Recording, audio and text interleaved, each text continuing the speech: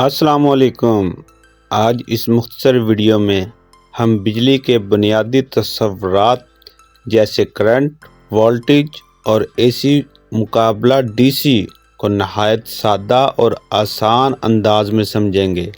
आएँ शुरू करते हैं। बिजली ये हमारी पूरी दुनिया को रोशन करती है, हमारे फोन्स को चार्ज करती है और हमारी जिंदगी को मुमकिन बनाती है। लेकिन क्या कभी सोचा है कि यह आखिर काम कैसे करती है? चलें आज इसको बिल्कुल आसान लफ्जों में समझते हैं। तो सबसे पहला और बुनियादी सवाल, ये बिजली पावर प्लांट से निकलकर तारों से होती हुई हमारे घर के एक छोटे से बल्ब तक आखिर पहुंचती कैसे है?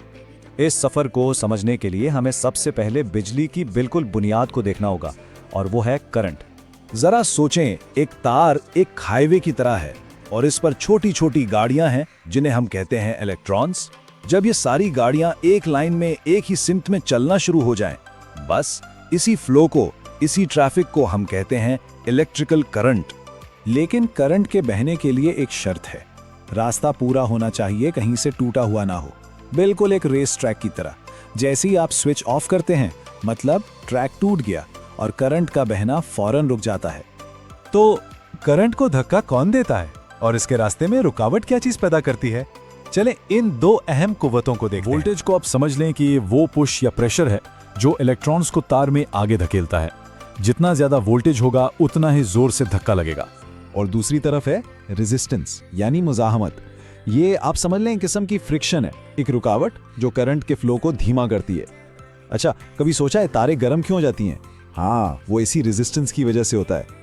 और ये तीनों चीजें यानी वोल्टेज, करंट और रेजिस्टेंस आपस में एक बहुत ही सादा लेकिन अहम फॉर्मूले से जुड़ी हुई हैं, जिसे कहते हैं ओहम का कानून। अब हम चीजों को कनेक्ट कैसे करते हैं, इससे भी बहुत फर्क पड़ता है। बिजली के लिए रास्ता बनाने के दो अहम तरीके हैं, सीरीज और पैरेलल। यही वजह है कि हमारे घरों में पैरेलल वायरिंग होती है। सोचो, अगर सीरीज होती, एक बल्ब खराब होता और पूरा घर अंधेरे में। पैरेलल वायरिंग ये यकीनी बनाती है कि हर चीज आजादी से पूरी पावर के साथ काम करे। अब सारे इलेक्ट्रिकल करंट्स एक जैसे नहीं होते, उनके दो अलग अलग स्टाइल्स हैं। एक है एसी यानी ऑल्टरनेटिंग करंट और दूसरा है डीसी यानी डायरेक्ट करंट। सादा लफ्जों में हमारे घरों के प्लग में जो बिजली आती है ना, वो है एसी। उसका फ्लो आगे पीछे होता रहता है। जबकि जो पावर बैटरियों में होती है, जैसे आपके फोन की बैटरी, वो है डीसी, वो सीधा एक ही डायरेक्शन में बहती है। और पता है, हिंदुस्तान में एसी का ये आगे पीछे होने का साइकिल 1 सेकंड में 50 बार होता है। इसी को हम 50 हर्ट्ज फ्रीक्वेंसी कहते हैं।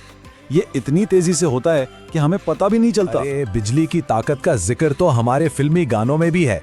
ये जो गाने में 440 वोल्ट का झटका लगने की बात हो रही है, ये असल में एक बहुत ताकतवर 3 फेज एसी सप्लाई है जो बड़ी बड़ी फैक्ट्री की मशीनों के लिए इस्तेमाल होती है। हमारे घरों में तो आमतौर पर 220 वोल्ट आते हैं। तो हाँ, 440 से दूर रहना ही अक्लमंदी है। तो ठीक है, अब ये सारी एनर्जी मापी कैसे जाती है और इतना लंबा सफर तय करके हम तक पहुंचती कैसे है? देखें, इलेक्ट्रिकल पावर का फॉर्मूला बहुत सादा है। वोल्टेज को करंट से मल्टीप्लाई कर दें, बस। इसको हम नापते हैं वॉट में। तो जब आप कहते हैं कि ये 10 वॉट का बल्ब है, इसका मतलब है कि वो एक खास रेट से बिजली इस्तेमाल कर रहा है। मोटर्स के लिए कभी कभी हॉर्स पावर या एचपी भी इस्तेमाल होता है। अच्छा, अब आते हैं इसके सफर पर। पावर प्लांट में बिजली पैदा होती है, फिर एक ट्रांसफार्मर इसके वोल्टेज को बहुत बहुत ज्यादा बढ़ा देता है। क्यों? ताकि जब ये लंबे सफर पर निकले तो एनर्जी का ज़या कम से कम हो। फिर हमारे घरों के पास लगे ट्रांसफार्मर्स इस हाई वोल्टेज को वापस सेफ लेवल यानी 220 वोल्ट पर ले आते हैं और फिर ये हमारे घरों तक पहुंच जाते। तो ये पूरा सिस्टम, ये पेचीदा जाल हमारी रोजमर्रा की जिंदगी को पावर देता है। लेकिन जैसे जैसे हमारी पावर की जरूरत बढ़ रही है, सवाल ये पैदा होता है कि आने वाले कल में बिजली पैदा करने और इसे हम तक पहुंचाने का तरीका क्या होगा।